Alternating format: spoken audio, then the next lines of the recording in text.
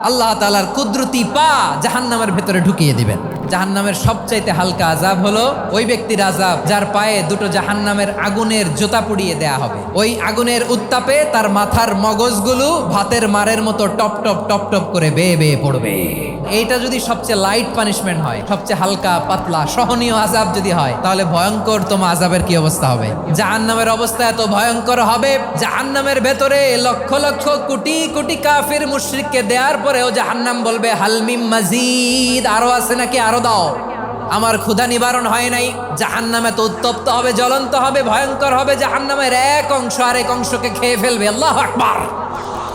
জাহান্নামের রক্ষী ফেরেশতারা কি করবে তারা নিজেরাও বুঝতে পারবে না। কোনো কিছুতেই যখন জাহান্নামকে শান্ত করা যায় না, আল্লাহ তাআলা তার কুদরতি পা জাহান্নামে ঢুকিয়ে দিবেন। দেওয়ার সাথে সাথে জাহান্নাম থেকে আওয়াজ আসবে, কাত বিইজ্জাতিকা ওয়া বিকারামিকা, আল্লাহ আপনার ইজ্জতের কসম, যথেষ্ট হয়েছে, আর লাগবে না। সুবহানাল্লাহ বলেন।